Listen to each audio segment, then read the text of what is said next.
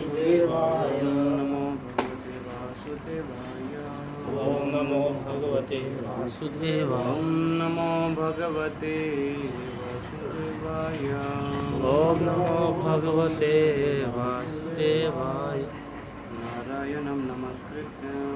नारायणं नमस्कृत्यं नरं चैव नरोत्तमं नरं चैव नरोत्तमं देवीं सरस्वतीं व्यासं देवीं सरस्वतीं व्यासं ततो जयमुदीरये। ग्रंथ श्रीमद्भागवतम स्कंद तीसरा अध्याय क्रमांक 20। अध्याय का शीर्षक है मैत्रेय विदुर संवाद।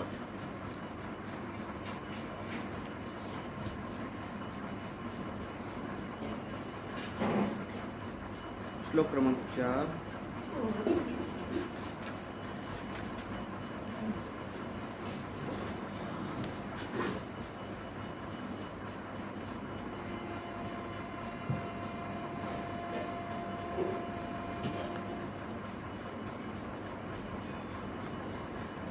किम अन्पृच्छत मैत्रेयम् विरजातीर्थसेवया उपगम्य कुशावर्ते आसीनं तत्त्ववित्तमम्।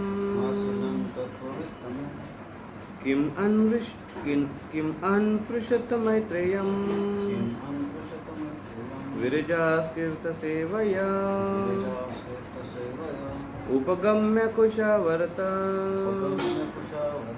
आसीनं तत्त्ववित्तमम्। किम अन्पृच्छत मैत्रेयम् किम अन्वपृच्छत मैत्रेयम् विरजाः तीर्थसेवया उपगम्य कुशावर्त आसीनं तत्त्ववित्तमम्।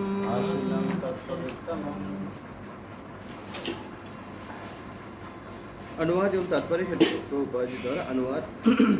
तीर्थ स्थलों की यात्रा करने से विदुर सारी विषय वासना से शुद्ध हो गए। अंत में वे हरिद्वार पहुँचे, जहाँ आत्म ज्ञान के ज्ञाता एक महर्षि से उनकी भेंट हुई, जिनसे उन्होंने कुछ प्रश्न किए।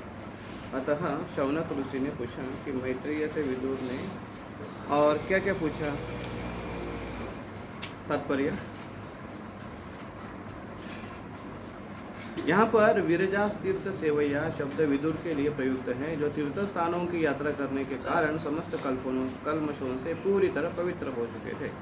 भारत में सैकड़ों पवित्र तीर्थस्थल है, जिनमें से प्रयाग, हरिद्वार, वृंदावन तथा रामेश्वरम प्रमुख है। राजनीति तथा कूटनीति से भरे हुए अपने घर को त्याग कर विदुर समस्त तीर्थों की यात्रा करके पवित्र होना चाहते थे, क्योंकि ये तीर्थ इस प्रकार स्थित है कि यदि कोई वहाँ जाए तो स्वतः पवित्र हो जाता है। वृंदावन के लिए तो यह विशेष रूप से सत्य है। वहाँ कोई भी व्यक्ति जा सकता है, और यदि वह पापी भी है तो वहाँ तुरंत उसे आध्यात्मिक जीवन का वातावरण अनुभव होने लगता है, और वह स्वतः कृष्ण तथा राधा के नामों का जाप करने लगता है। इसको हमने प्रत्यक्ष देखा है और अनुभव है। शास्त्रों में यह संस्तुति की हुई है कि सक्रिय जीवन से विरक्त होकर वानप्रस्थ आश्रम ग्रहण करके मनुष्य को तीर्थों की यात्रा करनी चाहिए, जिससे वह अपने आप को शुद्ध कर सके। विदुर ने अपने इस कर्तव्य को भली भांति निभाया, और अंत में वे कुशावर्त अर्थात हरिद्वार पहुँचे, जहाँ मैत्रेय मुनि रह रहे थे। दूसरी महत्वपूर्ण बात यह है कि मनुष्य को तीर्थों की यात्रा केवल स्नान करने के लिए नहीं करनी चाहिए, वरन वहां पहुंचकर मैत्रेय जैसे परम ऋषियों की खोज करनी चाहिए और उनसे शिक्षा ग्रहण करनी चाहिए। यदि वह ऐसा नहीं करता है तो तीर्थ स्थलों में जाना समय का अपव्यय मात्र होगा। वैष्णव संप्रदाय के महान आचार्य नरोत्तम दास ठाकुर ने फिलहाल इस युग में ऐसे तीर्थ स्थानों की यात्रा की मनाही की है, क्योंकि समय इतना बदल चुका है कि इन स्थानों के वर्तमान निवासियों का आचरण देखकर निष्ठावान व्यक्ति कुछ दूसरी ही धारणा बना सकता है। उन्होंने संस्तुति की है कि ऐसे स्थानों में न जाकर मनुष्य को चाहिए कि वह अपने मन को गोविंद में केंद्रित करे, इससे उसे लाभ होगा। दरअसल किसी स्थान में रहकर अपने मन को गोविंद में रमाना आध्यात्मिकता में अत्यंत प्रगति कर चुके पुरुषों का काम है। यह सामान्य पुरुषों के वश की बात नहीं। सामान्य पुरुष तो अब भी प्रयाग, मथुरा, वृंदावन तथा हरिद्वार जैसे पवित्र स्थानों की यात्रा से लाभ उठा सकते हैं।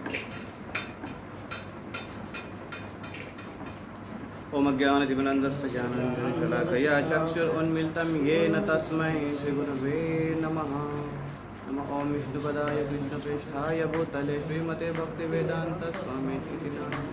नमस्ते सारस्वती देवे गौरवाणी प्रचारिणे निर्विशेषशून्यवादी पाश्चात्यदेशतारिणे पंचकल्पतरुभ्यश्च कृपा सिन्धुभ्येव च पतितानां पावनेभ्यो वैष्णवेभ्यो नमो नमः। जय श्री कृष्ण चैतन्य प्रभु नित्यानंद श्री अद्वैत गदाधर शिवापति गौर भक्तवृंद। हरे कृष्ण कृष्ण कृष्ण हरे हरे, हरे राम राम राम हरे हरे। करोति वाचालं पंगुं लंघयते यत्कृपातमहं वन्दे श्रीगुरुदीनतारिणम्। श्री भक्तों का स्वागत है श्रीमद् भागवतम कक्षा में, और हम चर्चा कर रहे हैं श्रीमद् भागवतम के द्वितीय स्कंद अध्याय क्रमांक 20 हमारे अध्याय वाइज श्रृंखला में, और हम श्लोक क्रमांक 4 पर चर्चा कर रहे हैं। चौथे श्लोक में हम पढ़े किम अन्वपृष्यत मैत्रेयम विरजः कीर्तसेवया उपगम्य कुशावर्ते आसीनम तत्त्ववित्तमम्। यहाँ पर पूछ रहे हैं, तो अध्याय का शीर्षक है मैत्रेय विदुर संवाद, और यहाँ पर शौनक ऋषियों ने अन्य कुछ प्रश्नों पूछे। तो प्रसंग ऐसे आता है कि अध्याय क्रमांक 19 जहाँ पर हमने चर्चा की, भगवान वराहदेव प्रकट हुए और उन्होंने हिरण्याक्ष का वध किया, और हिरण्याक्ष का वध करने के पश्चात सारे देवतागण उनकी स्तुतियाँ करने लगे, ऋषिगण स्तुतियाँ करने लगे वराहदेव की, और फिर वराहदेव वहाँ से चले गए। तो इस प्रकार से वराहदेव ने सृष्टि पृथ्वी को ऊपर उठाकर अपने जगह पर वापस रख दिया। और फिर अभी नैसर्गिकता ही एक क्वेश्चन आएगा, मन में प्रश्न आएगा कि अभी पृथ्वी को तो ऊपर रख दिया, क्योंकि ये प्रश्न किसका था? ये प्रश्न स्वयंभू मनु का था कि सृष्टि आपने उत्पन्न करने के लिए कहा है हे ब्रह्मा जी, लेकिन पृथ्वी नहीं दिखाई दे रही वहाँ पर। तो इसलिए अभी पृथ्वी ऊपर वापस लाई है वामन भगवान वराहदेव ने। अभी प्रश्न यह है कि अभी उसके बाद क्या हुआ, सृष्टि की उत्पत्ति किस प्रकार से हुई, ये क्वेश्चन है। तो शुरुआत के लगभग 6-7 श्लोकों में यही चर्चा हो रही है कि वो सब जानना चाहते हैं विदुर जी के बारे में, क्योंकि मैत्रेय और विदुर जी का संवाद है जो शौनक आदि ऋषि श्रवण कर रहे थे, सुद गोस्वामी वो बता रहे थे। तो फिर मैत्रेय जी ने और क्या कहा विदुर जी से, और विदुर जी ने जिसको श्रवण किया, तो विदुर जी एक विशेष, एक महान ऐसे संत है जो तीर्थ स्थानों पर निकले हुए थे, और तीर्थ स्थान भ्रमण करते करते करते उनके सारे पाप धुल चुके थे, और तीर्थ में जाकर उन्होंने श्रवण किया मैत्रेय ऋषि से, और फिर श्रवण किया तो मैत्रेय ऋषि ने और क्या बताया कि सृष्टि की उत्पत्ति कैसे हुई। ये प्रश्न ऐसे श्रृंखला चल रही है, और आगे चलकर ये बताएंगे कि सृष्टि की निर्मित कैसे हुई। फिर वो प्रश्न ये पूछते हैं इस श्लोक में, श्लोक क्रमांक ये जो चर्चा शुरू में हुई है कुछ श्लोकों में, और 19वें श्लोक में वो पूछते हैं कि ये जो संतानों की जो उत्पत्ति हुई वो किस प्रकार से उत्पत्ति हुई। एक तो ब्रह्मा जी सृष्टि की निर्मित कर रहे हैं, तो ब्रह्मा जी भगवान के नाभि से आए हैं। ब्रह्मा जी को निर्माण करने के लिए भगवान को लक्ष्मी की आवश्यकता नहीं पड़ी, कोई स्त्री की आवश्यकता नहीं पड़ी, तो ब्रह्मा जी ने भी ऐसी सृष्टि निर्माण की क्या। और फिर अगर ऐसी सृष्टि निर्माण की तो उसमें स्वयं व्यक्ति ने निर्माण की हुई सृष्टि के बारे में बताइए, और किसी स्त्री पुरुष के द्वारा उत्पत्ति हुई सृष्टि के बारे में बताइए। ऐसे उन्होंने आगे का क्वेश्चन किया, और फिर वो बताना डिटेल शुरू कर दिया आगे एक एक। तो लंबा अध्याय है ये, लगभग श्लोक 53 के आसपास उसके श्लोक है। तो ये, और फिर ये जो श्लोक आज का जो हमने श्लोक पढ़ा, उस श्लोक में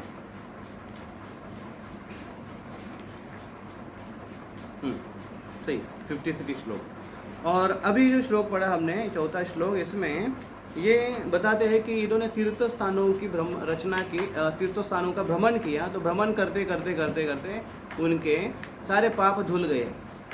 प्रभुपाद जी तात्पर्य में ये दो पॉइंट को बड़ा स्ट्रेस करते हुए बताते हैं कि तीर्थों का भ्रमण हमको क्यों करना चाहिए। यहाँ तक कि रूप गोस्वामी भी हमारे 5 मुख्य भक्ति के अंग हैं, उसमें से एक अंग को बोलते हैं कि धाम निवास, धाम में निवास करना चाहिए। और अगर रोज़ हम धाम में निवास नहीं कर सकते हैं और हर कोई नहीं निवास कर सकते हैं, तो हमने तुलसी महारानी की आराधना करनी चाहिए या उनके निकट निवास करना चाहिए। तो इसलिए हर एक वैष्णव अपने घर में तुलसी लगाते हैं, तुलसी का संरक्षण करते हैं। और यहाँ पर प्रभुपाद जी तात्पर्य में कहते हैं कि तीर्थ स्थानों का भ्रमण करते करते करते करते विदुर जी शुद्ध हो चुके हैं। तो तीर्थ स्थान में क्या क्या है जिसके द्वारा वो शुद्ध हो सके। विरजा तीर्थ सेवया, तीर्थ स्थानों में दर्शन होता है, भगवान श्री विग्रहों का दर्शन होता है और वहाँ के धामों का दर्शन होता है, और वहाँ पर भगवान ने कुछ लीलाएं की है तो उस लीलाओं का दर्शन होता है। लीलाओं का दर्शन कैसे करेंगे, भगवान तो वहाँ से चले गए हैं। तो दर्शन 2 प्रकार के हैं, एक आँखों का दर्शन और एक कानों का दर्शन। आँखों का दर्शन देखा जाता है, कानों का दर्शन सुना जाता है, इसलिए शास्त्रों को भी दर्शन कहते हैं। तो ये सब किया उन्होंने। और फिर तीर्थ स्थान है, तीर्थ है, पवित्र तीर्थ है, गंगा जैसे तीर्थ है, उसमें जाकर स्नान करता है व्यक्ति तो उसमें शुद्ध हो जाता है। तो ये है कि तीर्थ स्थानों में भ्रमण करते करते व्यक्ति शुद्ध हो जाता है। दूसरा वो कहते हैं, दूसरी महत्वपूर्ण बात दूसरे पैराग्राफ में प्रभुपाद कहते हैं कि तीर्थों की यात्रा केवल स्नान करने के लिए नहीं करनी चाहिए, वरन वहाँ पहुँचकर मैत्रेय जैसे परम ऋषियों की खोज करनी चाहिए। और इसका जीवंत उदाहरण है भगवान रामचंद्र। जब वो हालांकि तीर्थ में नहीं गए थे, लेकिन जंगल में उन्होंने तीर्थ बना दिया, जंगल में उन्होंने तीर्थ को खोजा, ऐसे साधु पुरुषों को खोजा जो स्वयं अपने आप में तीर्थ थे। और इसलिए प्रभु रामचंद्र जहाँ जहाँ घूमे वो तीर्थ बन गया। और प्रभु रामचंद्र घूमते हुए वो तीर्थ के खोज में थे, तीर्थ निर्माण करने के खोज में थे। तो इस प्रकार से वो ऋषियों के पास ऐसे ऋषियों को जाकर खोज करनी चाहिए, प्रभुपाद जी लिखते हैं यहाँ पर। और हम लोग यात्रा में जाते हैं तो किसी ऋषियों की खोज करने के लिए नहीं जाते, वहाँ पर ऋषि, यहाँ से हम ऋषियों को लेकर जाते हैं, चलो उधर कथा करो, हमारे साथ में आते हैं, कोई कथा करते हैं, प्रवचन करते हैं। तो ये हमारी जो यात्रा है, प्रभुपाद जी ने जो परंपरा में बताया है, या भक्ति सिद्धांत सरस्वती ठाकुर ने जो यात्रा का क्रम शुरू किया, जहाँ जहाँ पर भगवान चैतन्य महाप्रभु जाएंगे, जहाँ जहाँ पर भगवान ने लीला कही, वहाँ वहाँ हम लोग जाकर कथाओं का श्रवण करेंगे, तीर्थों का भ्रमण करेंगे। ये महत्वपूर्ण है, प्रभुपाद जी कहते बहुत महत्वपूर्ण है। और वो आगे कोट करते हैं, नरोत्तम दास ठाकुर ने इसको ये बात बताई है, फिलहाल में इस युग में ऐसे तीर्थ स्थानों की यात्रा को मनाही की है। हाँ, फिलहाल अभी जस्ट रिसेंटली नरोत्तम दास ठाकुर ने मनाही की है, क्योंकि समय बदल चुका है। देखिए प्रभुपाद जी अभी जो लिख रहे हैं वो बराबर अभी हमारे सामने पकड़ा, समय बदल चुका है और इन स्थानों के वर्तमान निवासियों का आचरण देखकर निष्ठावान व्यक्ति कुछ दूसरी धारणा बना सकता है। हाँ, क्योंकि बहुत बार ऐसे होता है, कोई वृंदावन में गया उसका पॉकेट मारा, कोई दुकान में गया उसको लूट लिया, और कहीं राधा कुंज श्याम कुंज पर गया और वहाँ पर कुछ हो गया उसका। ऐसे बहुत सारे हादसे दिखाई देते हैं और वो व्यक्ति का जीवन भर के लिए उसका विश्वास उड़ जाता है साधुओं से, और धामों पर जाने का, तीर्थ स्थानों का विश्वास उड़ जाता है। क्योंकि धूर्त लोग हैं जिन्होंने अपना निवास स्थान बना लिया है वहाँ पर, जो शायद बाय बॉर्न वहाँ पर नहीं होंगे, जन्मतः वहाँ से नहीं होंगे, लेकिन धंधा करने के लिए लोग वहाँ पर आते हैं। तो धामों में विविध प्रकार के लोग आएंगे, विविध प्रकार के उद्देश्य को लेकर, और इसलिए हमको उनसे बचना चाहिए। तो प्रभुपाद जी व्यवहार में भी बताते थे और शास्त्र में तात्पर्य में भी लिखकर बताते हैं कि हमको अकेले धाम में नहीं जाना चाहिए, अकेले धाम ना जाया करो। प्रभुपाद जी कहते हैं क्या हो जाएगा, समस्या हो जाएगी, लूट लिया जाएगा। एक तो है धूर्त लोग लूटने के लिए, फंसाने के लिए बैठे हैं, दूसरा हम वहाँ पर जाकर अपने आँखों से क्या देखेंगे, भगवान तो हमको दिखते नहीं हैं, उस वातावरण को तो हम अनुभव नहीं करते हैं, है ना। जो अगर हम उस मूड में जाते हैं, उस वातावरण में जाते हैं, तो हमारे अंदर एक अलग प्रकार की एक भावना तैयार हो जाती है, जिसके कारण एक वाइब्रेशंस हमारे अंदर आ जाते हैं, एक वो लहरें हम महसूस करते हैं। लास्ट टाइम क्लास में विश्व को बता रहे थे कि वृंदावन में जाने के बाद, आपने शायद नोटिस किया होगा, वृंदावन में जाने के बाद एक ऐसे अगर आँख बंद करके भी गए ना, तो एक अलग वाइब्रेशन उसके लगते हैं कि उससे पता चलता है कि हाँ वृंदावन में आ गए, धाम में आ गए। एक अलग प्रकार की पोटेंसी रहती है। जैसे आप आपके अल्टर में जाएंगे तो आपको एक अलग आपको एक कुछ महसूस होगा जहाँ पर आप भगवान की सेवा करते हैं, क्योंकि उस वातावरण में जाने की आपकी जो भावना है वो आपने ऐसी बना के रखी है। तो एक है कि हमने अपनी चेतना को विकसित किया है उस स्थान में जाने के बाद, और एक समय ऐसे है कि हम अपने भक्तिमय प्रयास से अपने चेतना का इतना विकास करते हैं कि ऐसे स्थान में जाने के बाद तुरंत ही उस वातावरण का प्रभाव हमारे ऊपर आ जाता है। इसलिए ही पहला ही प्रश्न पूछते हैं धृतराष्ट्र महाराज, धर्म क्षेत्रे कुरुक्षेत्रे समवेत युत्सवा मामका पांडवश्य किम अकुर्वत संजय। क्या किया उन्होंने धर्म क्षेत्र के जगह पर जाकर? प्रश्न पूछने का कारण यही है कि धर्म क्षेत्र बड़ा पोटेंट है, बहुत शक्तिशाली है, और धार्मिक लोग वहाँ पर गए हैं। बताओ क्या हुआ? उनके अंदर वैराग्य आया क्या? युद्ध छोड़कर चले गए क्या? या पूरा राज्य उन्होंने दान में दे दिया क्या दुर्योधन को? क्योंकि वातावरण का प्रभाव है। तो एक ये है, अगर हमारी चेतना विकसित है तो हम उस रूप में जाकर दर्शन कर आते हैं। लेकिन प्रभुपाद जी कहते हैं और नरोत्तम दास ठाकुर जी को कोट करते हुए कहते हैं वो कि हमको अकेले नहीं जाना चाहिए, हमने वहाँ पर जाकर श्रवण करना चाहिए, सुनने के लिए जाना चाहिए, कथा श्रवण करनी चाहिए। तो ये बहुत बड़ी एक हमको सीख देते हैं और एक वार्निंग देते हैं प्रभुपाद जी इस प्रकार से। तो फिर वहाँ पर सारे ऋषि मुनि, विदुर जी इस प्रकार से जाकर मैत्री मुनि से प्रश्न पूछ रहे हैं और उनसे उत्तर पा रहे हैं, और उनको पूछ रहे हैं कि कैसे सृष्टि की निर्मित हुई, जरा आप ठीक से आगे बताओ, आगे क्या हुआ फिर। तो फिर विदुर जी, मैत्रेय विदुर संवाद, फिर मैत्रेय उवाच, विदुर जी ने पूछा आप बताइए जरा कि क्या क्या हुआ। तो ये श्लोक है, स्वद्वितीय किम सृजन स्वतंत्रा उत कर्मसु, 11वां श्लोक एक्चुअली है। आहो स्वित संहता सर्वम इदम स्म सकल्पयम। वो कहते हैं कि क्या उन्होंने इस जगत की सृष्टि अपनी अपनी पत्नियों के सहयोग से की, अथवा वे स्वतंत्र रूप से अपना कार्य कर रहे थे, या कि उन्होंने संयुक्त रूप से इनकी रचना की? इस प्रकार से वो प्रश्न पूछ रहे हैं। और अबे मैत्रेय उवाच, मैत्रेय ने बोलना शुरू कर दिया। मैत्रेय ने कहा, मैत्रेय ने शुरुआत की, अभी ये बार बार आएगा, सृष्टि की उत्पत्ति है ना वो, और आगे 5वें अध्याय स्कंद तक चलते रहेगा। कहीं कहीं विस्तार से हो जाता है, कहीं कहीं सूक्ष्म रूप से बताया जाता है, लेकिन अभी यहाँ पर बताते हैं कि महत तत्व का निर्माण हुआ। उन्होंने कहा, मैत्रेय ऋषि ने कहा कि जीवात्मा की अदृश्य क्रियाशीलता, सहयोग का संतुलन, ये जब प्रकृति के 3 गुणों के सहयोग से हुआ और महाविष्णु तथा काल शक्ति के द्वारा विक्षुब्ध हुआ, तो समग्र भौतिक तत्व महत तत्व उत्पन्न हुआ। और उस महत तत्व को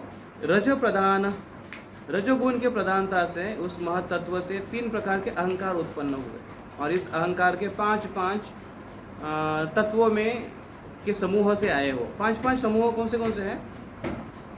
महत तत्व, रजोगुण के पदार्थता से महत तत्व से 3 प्रकार के अहंकार उत्पन्न हुए, और फिर उस अहंकार से 5 तत्व विस्तारित होते। 5 तत्व कौन से? 5 समूह, 5 समूह कर्मेंद्रिय के हैं, 5 समूह ज्ञानेंद्रिय के हैं, 5 समूह तन मात्रा के हैं, 5 समूह पंच महाभूतों से है।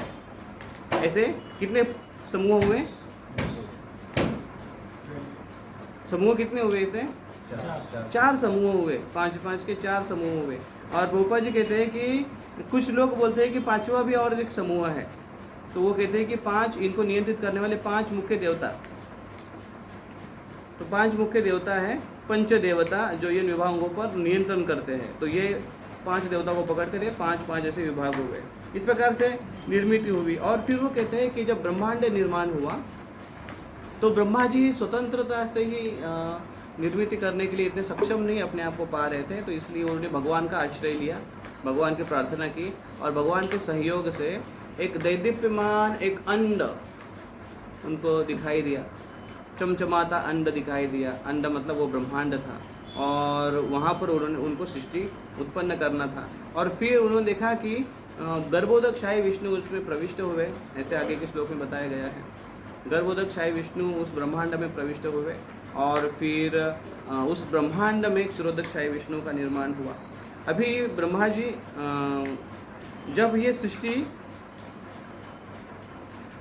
और फिर ब्रह्मा जी ने सबसे पहले सृष्टि निर्मित करने के पहले अज्ञान से 5 प्रकार के अज्ञान उन्होंने निर्माण किए। 5 प्रकार के अज्ञान जिसके ऊपर पहले हम चर्चा कर चुके थे, और वो ये है तामिश्र, अंध तामिश्र, तमस, मोह तथा महामोह। ये 5 प्रकार के उन्होंने अज्ञान तैयार किए। और इस 5 प्रकार के अज्ञान तैयार करते हुए उनकी एक भावना ऐसी हुई इस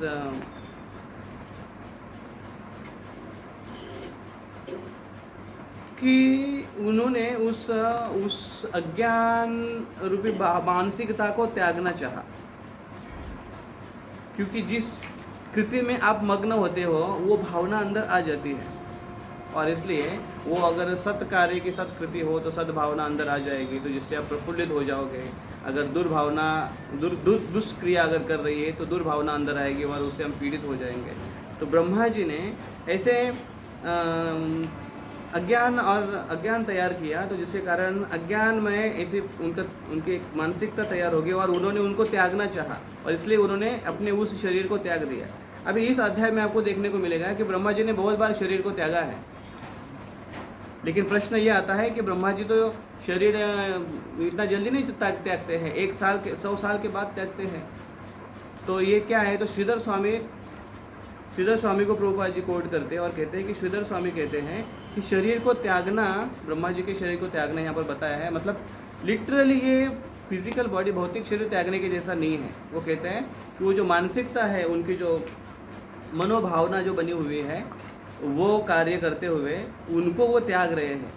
और फिर वो शरीर जब उन्होंने त्यागा तो उनका भी एक स्वरूप है, और वो स्वरूप वो प्रकार के जीवों ने उसको आत्मसात किया और उसके साथ वो लिप्त हुए, उसके साथ वो रहने लगे। ऐसे यहाँ पर वर्णन आता है। तो पहले तो ये अलस और ये निर्माण हुआ। तो क्रोध के कारण अगले श्लोक में बताते हैं, क्रोध के कारण ब्रह्मा ने उस अविद्या में शरीर को त्याग दिया। इस अवसर का लाभ उठाकर यक्ष तथा राक्षस उस रात्रि रूप में स्थित शरीर पर अधिकार जमाने के लिए कूद फांद मचाने लगे। और रात्रि भूख तथा प्यास की स्रोत है, रात्रि भूख प्यास की स्रोत है, और जिसमें राक्षस और यक्ष उन्होंने इस शरीर पर अधिकार पा लिया। ब्रह्मा जी ने उस शरीर को त्याग दिया इसलिए। तो राक्षस प्रभुपाद जी तात्पर्य में अगले श्लोक में लिखते हैं। अगले श्लोक में फिर क्या हुआ कि ये जो राक्षस है उस शरीर को खाने के लिए निकले, ब्रह्मा जी की तरफ दौड़े वो। तो ब्रह्मा जी उनके देखकर डर के मारे भागने लगे वहाँ से कि ये हमको मारने के लिए आए हैं। तो वो बोल रहे कि इसको मारो, उसको मत छोड़ो, उसको खाओ, ऐसा बोलने लगे वो। तो ब्रह्मा जी के घबरा कर बोले, मुझे मत खाओ, मेरी रक्षा करो, ऐसे ब्रह्मा जी बोलकर आगे निकल रहे थे, भाग रहे थे और बोल रहे थे कि तुम मेरे पुत्र हो चुके हो, तुम मेरे बेटे हो, तुम ऐसा नहीं करना चाहिए, तुम यक्ष हो, राक्षस हो, ऐसा बोलते हुए आगे निकले। प्रभुपाद जी तात्पर्य में समझाते हैं यक्ष और राक्षस किसको कहते हैं। तो ब्रह्मा के शरीर से उत्पन्न हुए यक्ष तथा राक्षस कहलाए, क्योंकि वो कुछ चिल्लाए कि ब्रह्मा को मार खा जाओ, और कुछ ने कहा रक्षा मत करो। तो जो कह रहे थे कि ब्रह्मा को खाओ वो यक्ष कहलाए, और जो कह रहे थे कि रक्षा मत करो वो राक्षस कहलाए। तो जो रक्षा न करते हैं वो राक्षस कहलाते हैं, और जो मार खाओ की भावना में रहते हैं वो यक्ष होते हैं, ऐसे प्रभुपाद जी तात्पर्य में लिखते हैं, राक्षस। और फिर ब्रह्मा जी ने दिन के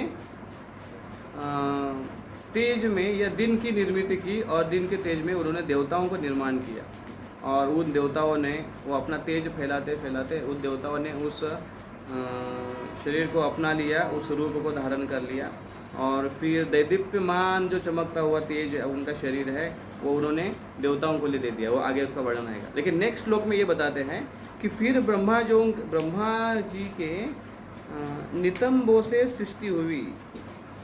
देवो अदेवान जगन्ताः सृजति स्म अति लोलुपान ते एनम लोलुपतया मैथुनाय अभिपेदिरे।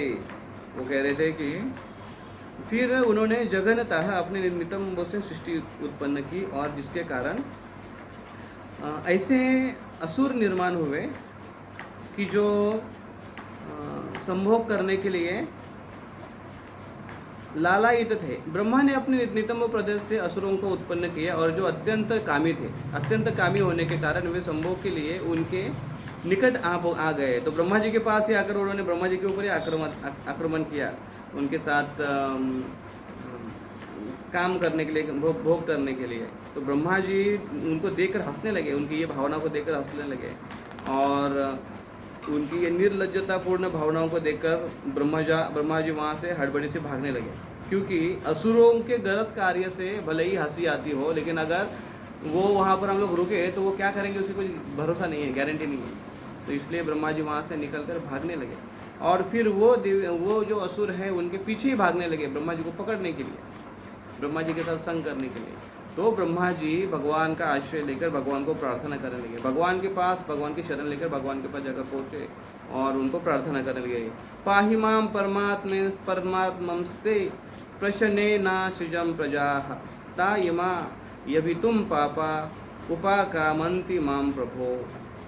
भगवान के पास जाकर ब्रह्मा जी ने इस प्रकार संबोधित किया, हे भगवान, पापी असुरों से मेरी रक्षा करिए, जिन्हें आपकी आज्ञा से मैंने उत्पन्न किया था। यह विषय वासना की भूख से क्रोधान्माद से आकर मुझ पर आक्रमण करने लगे। इस प्रकार से वो 2-3 श्लोकों में प्रार्थना करते हैं भगवान की और फिर भगवान उनको बोलते हैं, भगवान उनसे कहते हैं कि आप अपने इस शरीर को त्याग दो,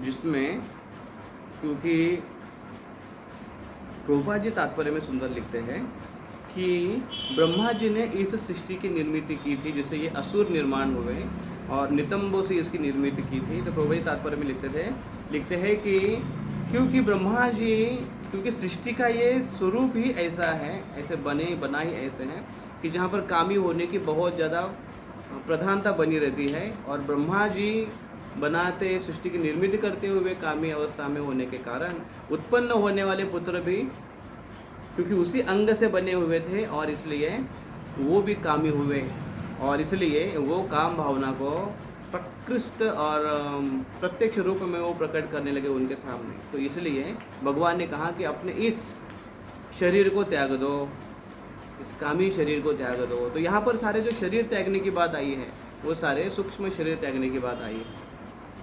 सूक्ष्म शरीर मतलब वो भावना, वो चेतना को त्यागने की बात आई है। तो वहाँ पर फिर ब्रह्मा जी ने उस शरीर को त्याग दिया, अपने इस शरीर को। कितने शरीर त्यागे अभी तक?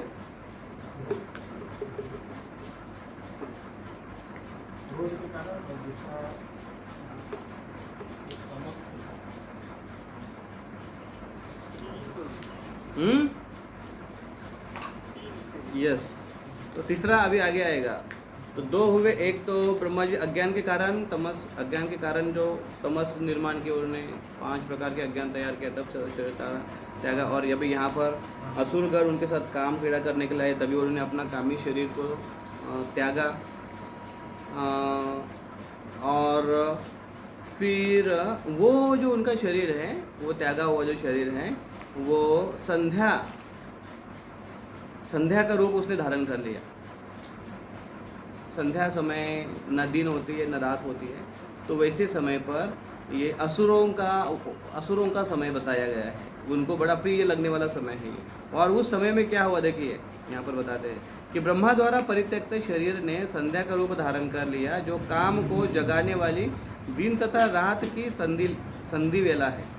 असुर को स्वभाव से कामुक होते हैं असुर तो स्वभाव से कामुक होते हैं और जिनमें रजोगुण का प्राधान्य होता है उसे सुंदरी मान बैठे, जिनके चरण कमलों से नूपुरों की ध्वनि निकल रही थी, जिनके नेत्र मंद से विस्तीर्ण थे और जिनकी कटी भाग महीन वस्त्र से ढका था और जिन पर मेखला चमक रही थी। तो आगे आने वाले 3-4 श्लोकों में ऐसा डिटेल वर्णन किया है वो स्त्री का जो उस असुरों को इस प्रकार से दिख रही थी। तो वास्तविक वो स्त्री नहीं है, लेकिन उनको लग रहा है ऐसे कि ये सुंदर स्त्री है, तो उसको वो सुंदर स्त्री मान बैठे और उसकी वो स्तुति करने लगे। मानो आप देखो, कभी कभी आप बादलों की तरफ अगर देखते रहोगे, अभी खास कर इस अभी का जो मौसम चल रहा है, इस नक्षत्र में, हस्त नक्षत्र में, आप संध्या समय बादल, ये बारिश शाम को आती है, संध्या समय ऐसे आकाश आपको दिन में आपको दिखेगा कि पूरा आकाश क्लियर है, कोई बादल नहीं है, लेकिन अचानक आप शाम को देखोगे 3-4 बजे से ऐसे बादल भरना शुरू हो जाते हैं आकाश में। तो उसमें आप देखोगे तो बादलों का आपको रूप दिखाई देगा, अलग अलग व्यक्ति को अलग अलग रूप दिखाई देगा। उसमें कोई लोग ऐसे कल्पना करता है कि अरे हाँ ये देखो अभी ये एक असुर है, वो गदा लेकर भागा है, और दूसरे बाजू में एक असुर है, वो भी गदा लेकर आया है, अभी दोनों की टक्कर हो जाएगी, दो बादल एक दूसरे में मिल जाते हैं, एक बड़ा बादल तैयार हो जाता है, लेकिन कल्पना कुछ अलग होती है। तो यहाँ पर ऐसे कल्पना वो कर रहे हैं कि वास्तविक स्वरूप उसका है नहीं, लेकिन वो उसकी स्तुतियाँ कर रहे हैं कि तुम कितनी सुंदर हो, तुम कितनी तुम कौन हो, तुमको हमारे लिए बनाया गया है, और तुम इतनी अच्छी खेल रही हो, तुम्हारे हाथ में गेंद है, तुम ज़मीन में जो पटक रही हो, जो आकाश में जो उछाल रही हो, ऐसे वो उनके साथ चर्चा कर रहे हैं। उस जैसे वो सुंदर मोहिनी के रूप को देखकर जैसे असुरगण मोहित हुए थे, उसी प्रकार से इस रूप को देखकर वो मोहित हुए थे, और ये देखकर ब्रह्मा जी हंसने लगे थे कि ये कौन सा स्वरूप है इसका, इस माया और इस ट्वाइलाइट का, इस संध्या समय का, जो असुरों को ये मोहित कर देता है। तो 5-6 श्लोकों में इसका वर्णन आता है।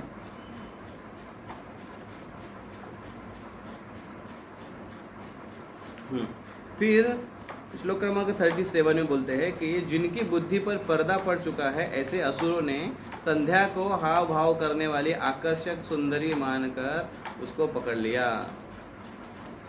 और ब्रह्मा जी हंसकर प्रहस्य भाव गंभीरम जिघ्रम त्यात्मन मात्मना, तो प्रहसन भाव गंभीर भावपूर्ण हंसी हंसते हुए परम पूज्य ब्रह्मा ने अपनी कांति से जो अपने सौंदर्य को मानो आप ही आस्वाद कर रही थी गंधर्व और अप्सराओं के समूह को उत्पन्न किया।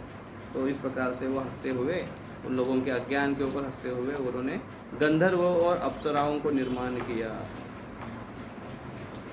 और फिर ब्रह्मा जी ने वह चांदनी सा दीप्तिमान तथा सुंदर रूप त्याग कर विश्वावसु तथा अन्य गंधर्वों ने प्रसन्नता पूर्वक उसे अपना लिया। तो अभी यहाँ पर भी ये तीसरा शरीर उन्होंने त्याग दिया। कौन सा शरीर त्याग दिया? ये जो चांदनी सा दीप्तिमान था, सुंदर स्वरूप था। पहले तो अज्ञान युक्त शरीर था, अज्ञान निर्माण करने के बाद, उसके बाद असुरों को निर्माण किया जहाँ पर काम्य वृत्ति थी, तो उसके बाद शरीर तो त्याग दिया। अभी उनके हंसने से ये उन्होंने गंधर्वों को और अप्सराओं का निर्माण किया, लेकिन उसके बाद भी उन्होंने एक शरीर को त्याग दिया जो दीप्तिमान तथा सुंदर रूप, चांदनी जैसा दीप्तिमान और सुंदर रूप था। और उसके बाद फिर उन्होंने अपने तंद्रा से, तंद्रा मतलब तंद्री आती ना, तंद्री आती है, तंद्रा मतलब है आलस्य। आलस्य अपनी तंद्रा से उन्होंने पिशाचों का उत्पन्न किया। देखो, सृष्ट्वा भूत पिशाचांश्च भगवानात्म तंद्रिना दिग्वाससो मुक्तकेशान वीक्षचामील यदृशौ। तब ब्रह्मा जी ने तंद्रा से भूतों तथा पिशाचों का उत्पन्न किया, किंतु जब उन्हें नग्न एवं बिखरे बालों वाले देखा तो उन्होंने अपनी आंखें बंद कर ली, क्योंकि भूत है वो, तो उनके बाल ऐसे आजकल का पिक्चर याद मत करिए कि कैसे कैसे बाल है और उनको भूत मत बोलिए, लेकिन ऐसे बिखरे बाल उनके कोई उसका सुस्वरूप नहीं है, और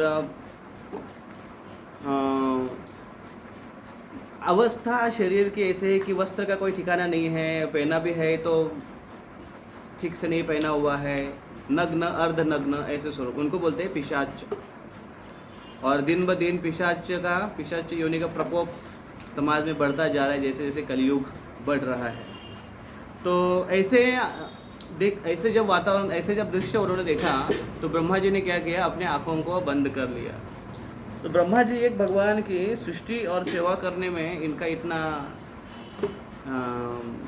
इनकी प्रधानता है। तो ऐसे वैष्णव जो भगवान की सेवा कर रहे हैं, ऐसे वैष्णवों को जो भगवान की सेवा में लगे हुए हैं, जब कभी कभी ऐसे भूत और पिशाच सामने दिखते हैं तो उन्होंने क्या करना चाहिए, आँखों को बंद करना चाहिए। अगर आँखों को बंद नहीं करेंगे तो क्या होगा, वो उनके अंदर भी वो जो भावनाएं है वो आ जाएगी, और जिसके कारण वो मानसिकता उसके वैसे आ जाएगी। उसको अगर आ भी जाए ऐसे वातावरण में रहने के कारण तो उसको त्यागना चाहिए, जैसे कि आगे चलकर ब्रह्मा जी ने उस शरीर को भी त्याग दिया। तो यहाँ पर क्या वर्णन देखिए अगले श्लोक में, जीवों के शिष्ट ब्रह्मा द्वारा उस अंगड़ाई रूप में फेंके जाने वाले शरीर को भूत पिशाचों ने उस शरीर को अपना लिया। इसी को निद्रा भी कहते हैं, जिसमें लार चू रही थी। ध्यान से सुनिए, उसमें लार चू रही थी। जो लोग अशुद्ध रहते हैं उन पर ये भूत प्रेत आक्रमण करते हैं, और उनका यह आक्रमण उन्माद पागलपन कहलाता है। तो ब्रह्मा जी ने इस तंद्रा से, ब्रह्मा जी के इस तंद्रा से भूत पिशाच निर्माण हुए, और ये वो भूत पिशाच निर्माण कर किया उन्होंने उससे। तो उनका वो स्वरूप देखकर ब्रह्मा जी ने आंख बंद कर लिए, क्योंकि वो सही रूप नहीं था देखने के लिए। तो वो मानसिकता बनने के कारण ब्रह्मा जी ने उस शरीर को भी त्याग दिया, उस मानसिकता की, वो सूक्ष्म शरीर को भी त्याग दिया ब्रह्मा जी ने। और वो त्यागने के बाद वो जो भूत पिशाच जो उत्पन्न हुए थे उन्होंने उस शरीर को पकड़ लिया, उन्होंने उसको अपना लिया। उनको वो बड़ा प्रिय था, क्योंकि निद्रा में वो स्वरूप था इसलिए। और फिर उसका वर्णन करते हैं यहाँ पर, वो निद्रा में स्वरूप कैसे होता है, क्यों उन्होंने उसको आत्मसात कर लिया। क्योंकि निद्रा में काफ़ी बार ऐसे होता है कि, या सबका नहीं होता लेकिन कई कुछ लोगों का होता है कि निद्रा से ऐसे मुंह से लार चूती है, कुछ पानी ऐसा टपकता है, जो बहुत ही गंदा माना जाता है। और अशुद्ध है, और ऐसे अशुद्धि अगर है तो उसमें भूत प्रेत प्रवेश कर जाते हैं। प्रभुपाद जी भी तात्पर्य में जो लिखते हैं उसको बड़े ध्यान से सुनिए, बहुत महत्वपूर्ण बात है। अशुद्ध रहने पर उन्माद रोग या भूतों का आक्रमण होता है। अशुद्ध रहने पर उन्माद रोग या भूतों का आक्रमण होता है। यहाँ यह स्पष्ट उल्लेख है कि जब मनुष्य गहरी निद्रा में सोता है तो उसके मुख से जो थूक बहता है उससे वह अशुद्ध गंदा हो जाता है, और इस अवसर का लाभ उठाकर भूत प्रेत उस पर आक्रमण कर देते हैं। दूसरे शब्दों में, जो सोते समय लार चुवाते हैं वे गंदे माने जाते हैं, और उन्हें या तो भूत सताते हैं या वे पागल हो जाते हैं। तो कभी कभी भूत सवार हो जाता है, भूत सताते हैं, तो ये ज़्यादा करके अशुद्धियों में पाया जाता है। तो केवल शरीर की अशुद्धियाँ नहीं, लेकिन मन की अशुद्धियाँ से भी, क्योंकि यहाँ से शुरुआत हुई कि ब्रह्मा जी के आलस्य, तो आलस्य ये मानसिकता से पहला आता है, उसके बाद ऑफकोर्स शरीर मन दोनों के संबंधित है, लेकिन मानसिकता अगर आपकी प्रखर है तो शरीर कितना भी थका हुआ है नींद नहीं आएगी। हुआ है कभी आपका ऐसा, बहुत टेंशन आ गया है और बहुत दिन में काम हुआ है, बहुत आप थके हुए, लेकिन नींद नहीं आएगी, बहुत परेशानी होंगे, उद्विग्न हो, नींद नहीं आएगी, क्योंकि मानसिकता बहुत महत्वपूर्ण है। तो वो मानसिकता, गंदी मानसिकता और गंदा शरीर, वो भूतों के लिए बड़ी फीस्ट है। तो इसलिए वो उनके ऊपर भूत पिशाच उसके ऊपर कूद पड़े। तो यहाँ पर ब्रह्मा जी ने अपना एक शरीर तैयार किया। उसके बाद हाँ, ये देखिए बहुत सुंदर श्लोक है। उसके बाद फिर क्या हुआ देखिए, ऊर्जवंतम अन्यमान आत्मानं भगवान अजाह साध्यान् गणान् पितृगणान् परोक्षेण असृजत प्रभु। जीवात्मा के सृष्टा पूज्य ब्रह्मा ने आपको इच्छा तथा शक्ति से पूर्ण मानकर, अपने आप को इच्छा तथा शक्ति से पूर्ण मानकर अपने अदृश्य रूप, अपनी नाभि से साध्यों तक पितरों के समूहों को उत्पन्न किया। तो उन्होंने अपने अदृश्य रूप से, अपनी नाभि से और सांध्यों से पितरों की उत्पत्ति की। पितर उत्पन्न हुए। देखो पितर भी एक योनिया है। अभी अगले श्लोक में देखिए बहुत सुंदर बताते हैं कि पितृगण ने अपने अस्तित्व के स्रोत उस अदृश्य शरीर को स्वयं धारण कर लिया। इस अदृश्य शरीर के माध्यम से ही श्राद्ध के अवसर पर कर्मकांड में पटु लोग सांध्यों तथा पितरों को पिंडदान करते हैं दिवंगत पूर्वजों के रूप में। तो ब्रह्मा जी ने, तो पितृ एक योनि है, ब्रह्मा जी ने उसको उत्पन्न किया। कैसे है ये योनि? जिनको अदृश्य शरीर है, जिनका शरीर हमको दिखाई नहीं देता है, या फिर आप ये मानो कि शरीर उनका है नहीं, अभी केवल सूक्ष्म शरीर के रूप में वो है, इसलिए दिखाई नहीं देते। और प्रभुपाद जी तात्पर्य में बड़े सुंदर, ये 43 नंबर का श्लोक है, तात्पर्य में प्रभुपाद जी बड़े विस्तार से लिखते हैं कि कैसे ये पूर्वजों की कृतज्ञता और हम एक उनकी सेवा के रूप में ये श्राद्ध अर्पण हमको करना चाहिए, क्योंकि पितरों के लिए ये बहुत महत्वपूर्ण है। उनको पितरों के लिए वो खाद्य है, उनको उनके लिए ये हमारा विधि बहुत महत्वपूर्ण है, ऐसे यहाँ पर समझाते हैं।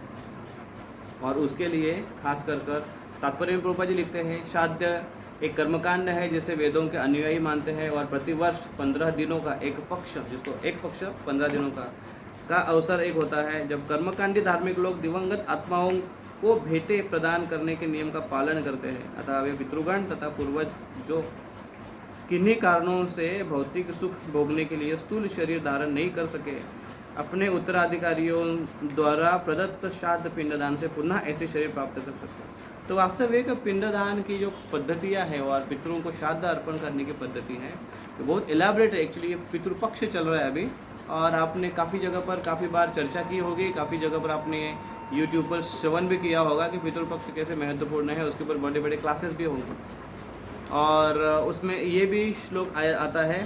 प्रभुपाद जी दूसरे तात्पर्य के अंतिम पार्ट में लिखते हैं कि लेकिन जो कृष्ण भावना भावित व्यक्ति है उसको इस प्रकार से कर्मकांड में लगने की आवश्यकता नहीं है, और इसलिए वो उदाहरण क्या देते हैं, और इसका ज्वलंत उदाहरण है प्रहलाद महाराज। तो प्रभुपाद जी ज्वलंत उदाहरण दे रहे हैं, उसको ध्यान में रखते हुए हम अपने आप को देखना चाहिए हमको कि ज्वलंत उदाहरण प्रहलाद महाराज है, लेकिन हम प्रहलाद महाराज के सामने कहीं भी नहीं दिखाई दे रहे हैं।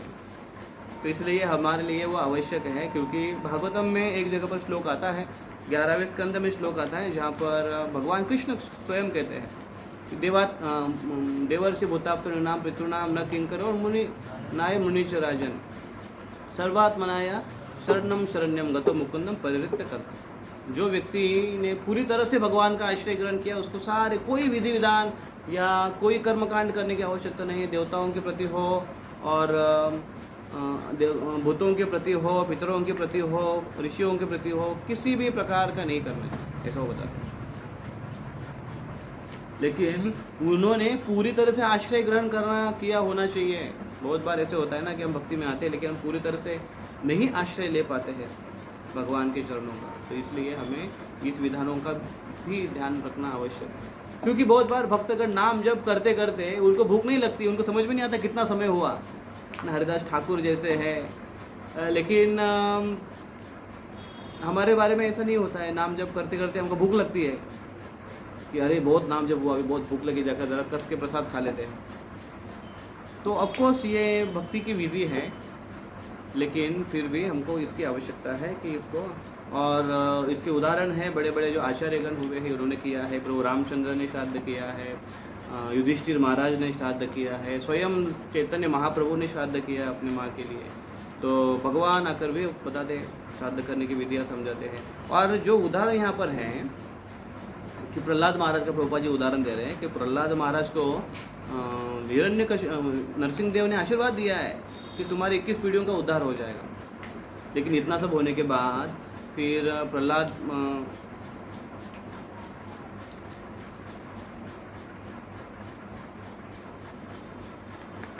ओके।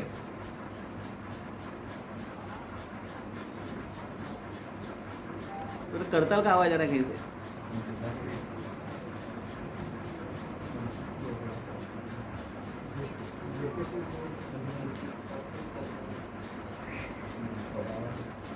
तो इस प्रकार से उन्होंने श्राद्ध की विधि के लिए इनका निर्माण किया। और श्राद्ध बहुत प्रकार के होते हैं, श्राद्ध के ऊपर एक अलग क्लास हो जाएगी। बहुत सारे प्रकार हैं उनके। और वास्तविक श्राद्ध एक श्रद्धा का पार्ट है, श्रद्धा से श्राद्ध आता है। और ये किसी के प्रति हमारी कृतज्ञता व्यक्त करने की एक पद्धति है और एक मार्ग है। उनके लिए कुछ सेवा करने का एक प्रयोजन श्राद्ध का। और फिर ब्रह्मा जी ने सिद्ध तथा विद्याधरों को उत्पन्न किया और अपना अंतर्धान नामक विचित्र रूप उनको प्रदान किया। फिर विद्याधर, और जो कि अंतर्धान मतलब जो दिखते नहीं है, सिद्ध और विद्याधर इससे दिखते नहीं, और उनको शरीर उन्होंने बना दिया। तो एक दिन समस्त जीवात्माओं के सर्जक ब्रह्मा ने जल में अपनी परछाई देखी और आत्म प्रशंसा करते हुए उन्होंने उस प्रतिबिंब परछाई से किन्नरों तथा किम पुरुषों की सृष्टि की। किम पुरुषों तथा किन्नरों ने ब्रह्मा द्वारा त्यक्त उस छाया शरीर को ग्रहण कर लिया, इसलिए वे अपनी पत्नियों सहित प्रत्येक प्रातःकाल उनके कर्म का स्मरण करके उनकी प्रशंसा का गान करते। तो अपने शरीर से उन्होंने प्रतिबिंब शरीर से उन्होंने किन्नरों को, किम पुरुषों को निर्माण किया। और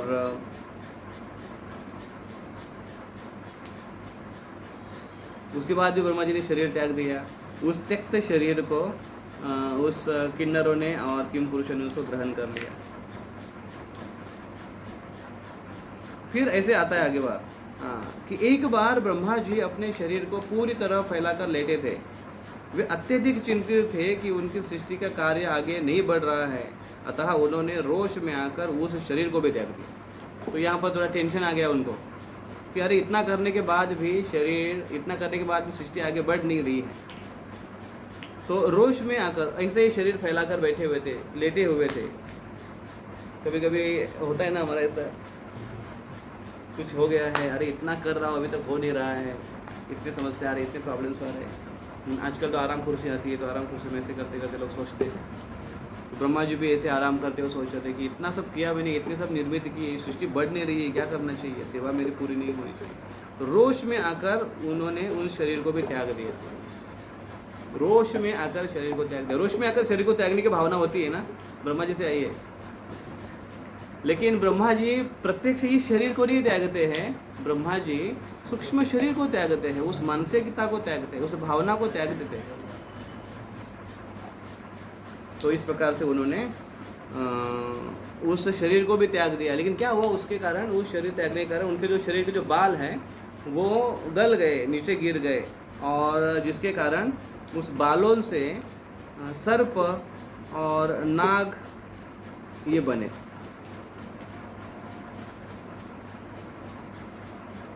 और फिर उनके हाथ और पैर से क्रूर नाग और क्रूर सर्प बने, ऐसे वहाँ पर बताया गया।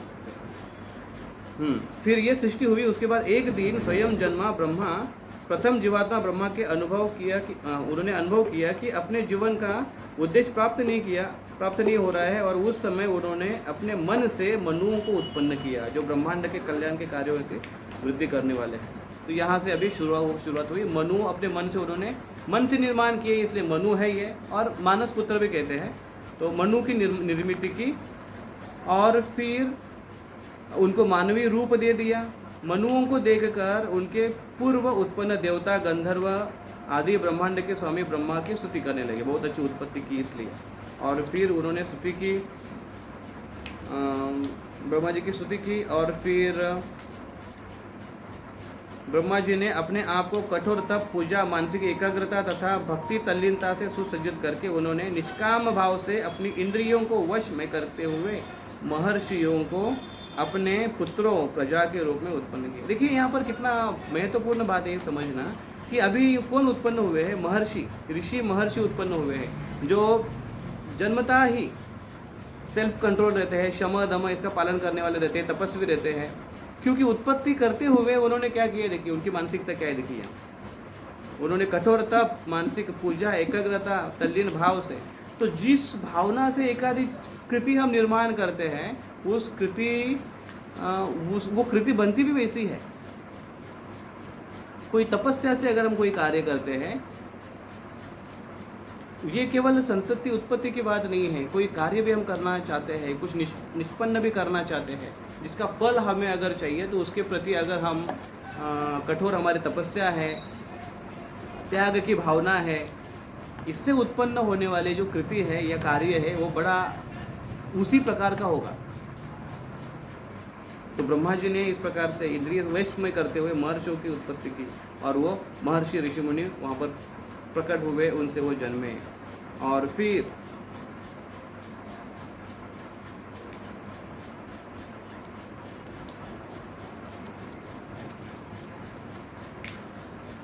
इनके जो पुत्र है, इतने ऋषि जो महर्षियों को उन्होंने निर्माण किया, वो हर एक ब्रह्मर्षि ऋषियों को उनके द्वारा उन्होंने आगे सृष्टि की निर्मित की। यहाँ पर यह अध्याय समाप्त हो जाता है,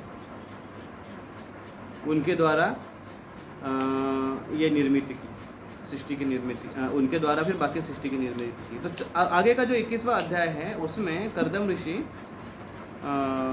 फिर ब्रह्मा जी के जो पुत्र है वो ऋषि जो निर्मित हुए हैं, फिर वो ऋषियों को का विवाह, पुत्रियों के साथ विवाह कर कर उनसे और सृष्टि या निर्मित हुई, उसका वर्णन फिर आगे आता है, जिसमें फिर कर्दम ऋषि और देवहूति इनका वर्णन आ जाता है। और फिर जो मनुए है तो मनुओं की कन्या है, फिर ऋषियों को प्रदान करते हैं, और उसके आगे फिर आता है।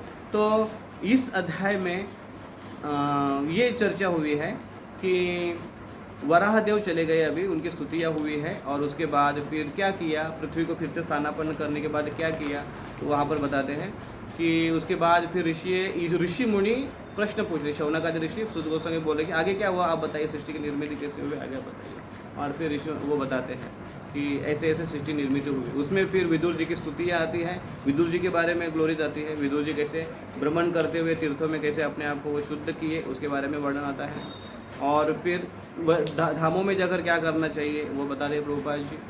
फिर आगे बताते हैं कि सृष्टि की निर्मित कैसे हुई। फिर तो फिर ऐसे भ्रमण करते करते वो प्रयाग यहाँ पर आए और मैत्रेय ऋषि से मिले।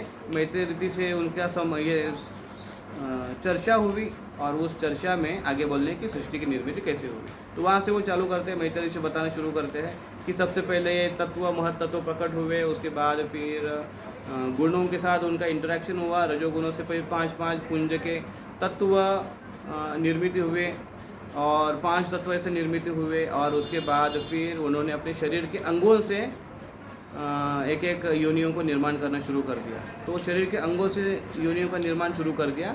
सबसे पहले उन्होंने योनियाँ निर्माण करने के पहले उन्होंने 5 प्रकार के अज्ञान निर्माण किए, और वो 5 प्रकार के अज्ञान से उनके मन में एक अज्ञान सी उनकी जो मानसिकता थी उनको उन्होंने त्याग दिया। तो वो पहला शरीर उन्होंने वहाँ पर त्याग दिया, और उसके बाद फिर अन्य असुरों का उन्होंने उससे द्वारा असुर निर्माण हुए, और वो उनको खाने के लिए आए थे। इससे यक्ष और राक्षस आए, और फिर उन्होंने अपने नितंबों से कुछ असुरों का निर्माण किया जो उनको उनके साथ भोग करने के लिए आए थे। तो भगवान के लिए प्रार्थना करने लगे, और फिर भगवान ने कहा कि वो शरीर को त्याग दो। तो उस शरीर को जैसे त्याग दिया उन्होंने, तो वो शरीर संध्या रूप में परिवर्तित हुआ, और वो संध्या जो है वो असुरों को बड़ा सुंदर स्वरूप, एक भ्रामिक स्वरूप, उनको स्त्री का स्वरूप दिखाई देने लगा, और उसकी वो स्तुति करने लगे। फिर ब्रह्मा जी वो देखकर हंसने लगे, और ब्रह्मा जी की उस हंसते हंसते उस हंसी से वो गंधर्व और अप्सराओं का उन्होंने निर्माण किया, और गंधर्व अप्सराएँ निर्माण हुई। और फिर उन्होंने अपना जो और उन्होंने शरीर है उसको त्याग दिया, जिसके द्वारा वो सुंदर चमचमाता वैसा वो शरीर था, और वो गंधर्व और विद्याधरों ने उसको आत्मसात किया, उनको पकड़ लिया। फिर ब्रह्मा जी ने तंद्रा से अपने आलस से, तंद्रा से, नींद से असुरगण, भूत पिशाच निर्माण हुए। और भूत पिशाच का स्वरूप कैसे होता है, वो कैसे गंदगी से निर्माण होते हैं। उसके ऊपर एक श्लोक आता है, प्रभुपाद जी तात्पर्य में लिखते हैं वो कि कैसे मुंह से लाल टपकती है, वो गंदी रहती है, और जिसके द्वारा, और किसी के मुंह से ऐसा गंदगी अगर हो, सोते समय गंदगी हो, या ये इसका वर्णन श्रीमद् भागवतम में अनेक जगह पर आपको देखने को मिलेगा, जहाँ पर अदिति व्रत कर रही थी, दीति व्रत कर रही थी, और उस व्रत में वो एक बार शुचिर्भूत न होते हुए भी सो गई।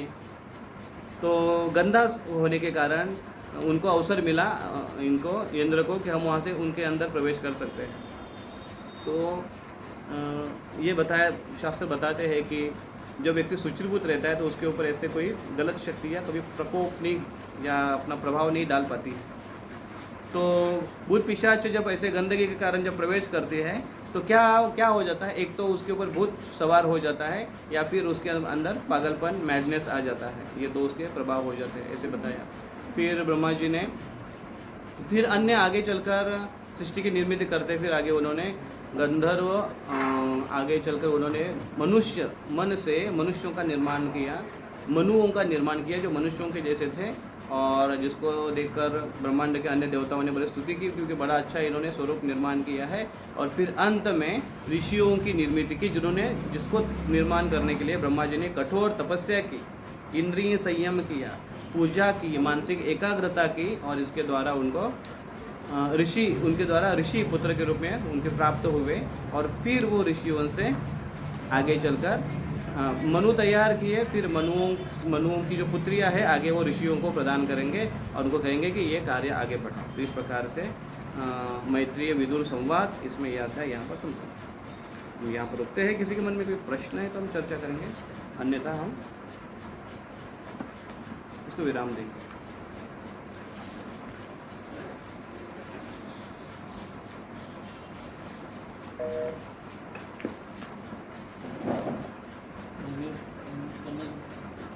श्री श्री राधा मुरलीधर भगवान की जय, ग्रंथराज श्रीमद् भागवतम की जय, समवेत भक्त वृंद की जय, निताय गौर प्रेमानंदे की जय।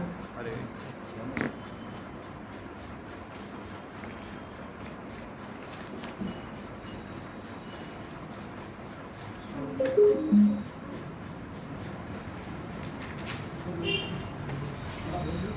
तो प्रभु जी रात में सोते समय भी नहा के सोना चाहिए क्या? नहा के क्यों? सूचन मुक्तता के लिए। तो सोने के लिए नहाना नहीं चाहिए, लेकिन संध्या समय ही नहाते हैं ना हम लोग। शाम में? हाँ, शाम को भी नहाते हैं। अभी तो सन्यासियों को